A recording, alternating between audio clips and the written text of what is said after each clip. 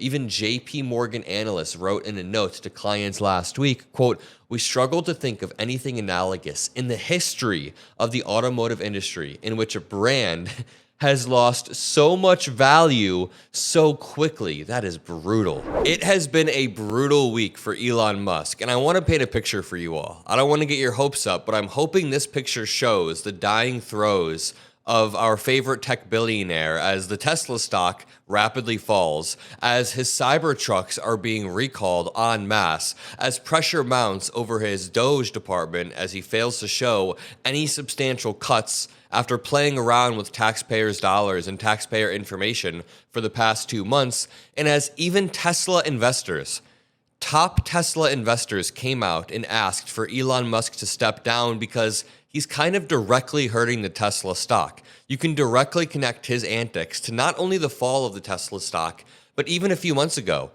Elon Musk's net worth doubled in price because the stock doubled following the 2024 election. It's all blatant corruption, but you know what they say, the bigger they are, the harder they fall. And I've been wondering, when is Elon Musk going to come crashing back down to earth? It seems like it may be sooner than we thought. All that I ask from you is to scroll down a bit, hit that like button, drop some blue hearts, and I guess we can start from this morning. Just a few hours ago, we got this article titled "Tesla to Recall More Than 46,000 Cybertrucks Due to Exterior Panel Issue." And, you know, I'm not a fan of the design of the car. When it first came out, I was willing to give it a shot. This was, by the way, pre-right-wing Elon Musk. A few years ago, I was willing to give the Cybertruck a shot. I've fully found it to be cheap, ugly, inefficient, and not what the future should look like. That's just my opinion. Let me know what you guys think. Tesla is recalling 46,096 Cybertruck vehicles in the US to fix an exterior panel that could detach while driving, in the series of more callbacks for the pickup truck since last year.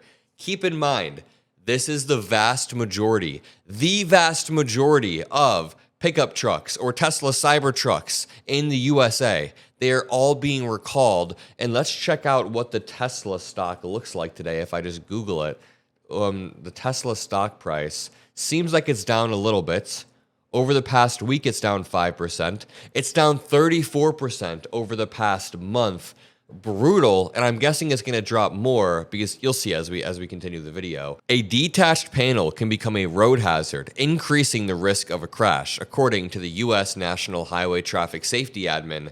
And Tesla, led by billionaire Elon Musk, who is also leading efforts to shrink the government for Trump, accounts for a large portion of recalled vehicles in the US. In 2024, Tesla vehicles accounted for 21% of all US recalls in the first 3 quarters of the year, according to recall management firm BusyCar. Holy shit, that's a lot of recalls. All right, and then the pressure continued to mount on Elon Musk because multiple of Tesla's top investors came out and in unison called for Elon Musk to step down as CEO as the stocks kept plunging. And you know, really quickly, just to go back a second, it's kind of wild how much these Cybertruck recalls parallel DOGE and what DOGE is doing and how reckless they are. So Elon Musk made a shitty product, and we know it's shitty. They've recalled almost every Cybertruck in the USA. I mean, literally, they've recalled the vast majority of Cybertrucks because of the cheapness of them. And like, it's okay to make a mistake, but Tesla isn't just making mistakes. They very consistently screw up and have to recall items. Now, Elon Musk, the quote-unquote genius that he is, goes into the government and begins firing certain departments. And then after realizing those departments were necessary and uniquely qualified and highly specialized, he rehires them. It reminds me exactly of the recalls. We've seen this with Ebola. Elon and DOGE fired a whole Ebola sector and realized, wait a minute, these people actually study and make sure Ebola doesn't come into the US. So they rehired them after a little bit of a fight. And then they fired nuclear stockpile workers and then realized these people are very specialized, highly qualified. So they went to rehire the nuclear stockpile workers. And what do you know? They couldn't reach out to them because the nuclear stockpile workers were locked out of their federal email. How are you this sloppy with everything you do? I guess Elon Musk is copying the slash and burn method that he's taken with the government from Tesla. And look at the result with Tesla. Literally, shit quality products. And you can look at X too. Look at what he did to Twitter.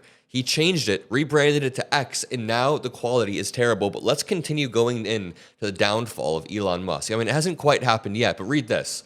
Wealth manager Ross Gerber has called for Elon Musk to step down as Tesla's CEO, citing his other businesses and involvement in the Trump administration. The millionaire's wealth management company owns about 260,000 shares of Tesla stock, over $100 million.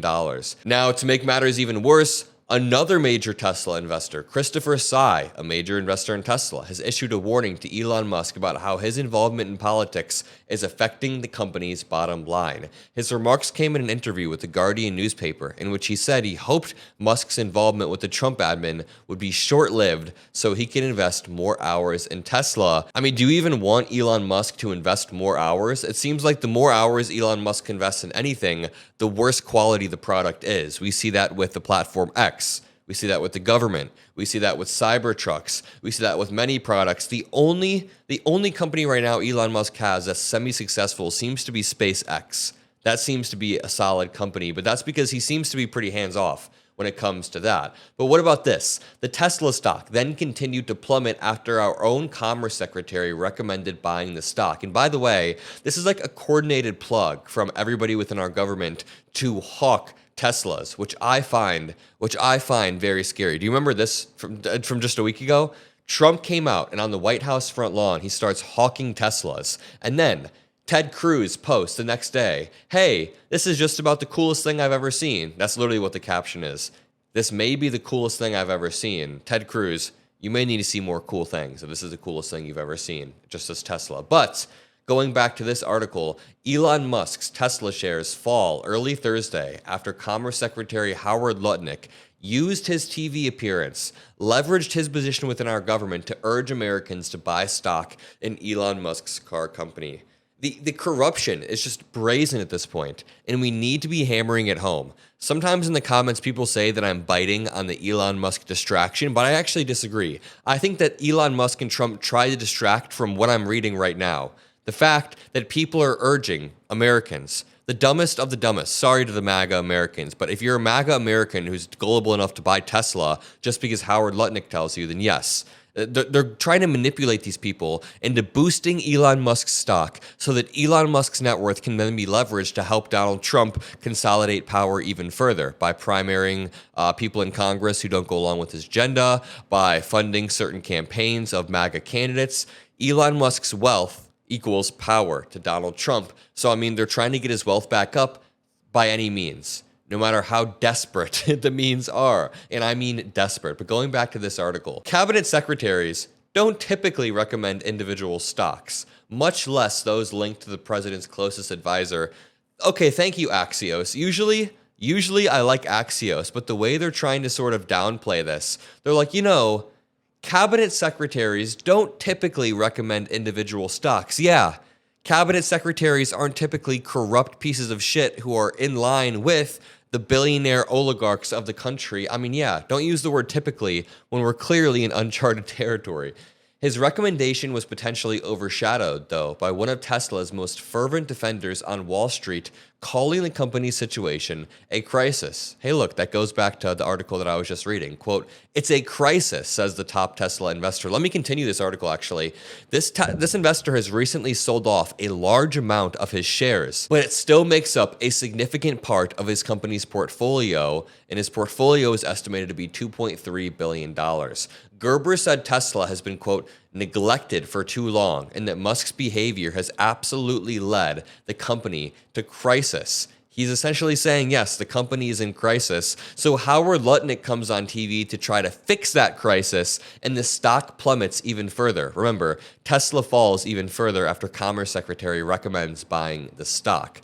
So what they're saying, quote, "I think if you want to learn something on the show tonight, buy Tesla," Lutnick said on Fox News. Oh, at least he was subtle about it. He just straight up said, quote unquote, "buy Tesla." It's unbelievable that this guy's stock is this cheap. It'll never be this cheap again. I mean, who wouldn't invest in Elon Musk? You gotta be kidding me, said Howard Lutnick on primetime television. Jesus Christ, man. I mean, like, have some self-respect. By the numbers, Tesla's shares went down about 1.7% in the pre-market trading on Thursday. Now, let me remind you, that's a pretty steep decrease for just pre-market. Imagine being Elon Musk, and before you even wake up in the morning, the vast majority of your wealth drops by almost 2%. And keep in mind, over the past month, it's gone down 33%, 34%, somewhere around there. The stock is down 5% in the last 5 days, and 35% in the last month, and 42% since the beginning of the year. Woof. Absolutely big yikes. Can I just remind you that this all comes at a time when Elon Musk is under pressure to provide any sort of substantial findings with DOGE or any findings whatsoever. Elon Musk has failed to provide us any sort of receipts when it comes to DOGE, and the pressure is mounting. Like, read this article. DOGE's only public ledger is riddled with mistakes. Again, why is Elon Musk, everything he does is a mistake? Mistake after mistake with DOGE, with his platforms. I mean, at least he's a good dad, right? At least he's present in his kid's life. No, that's not even true.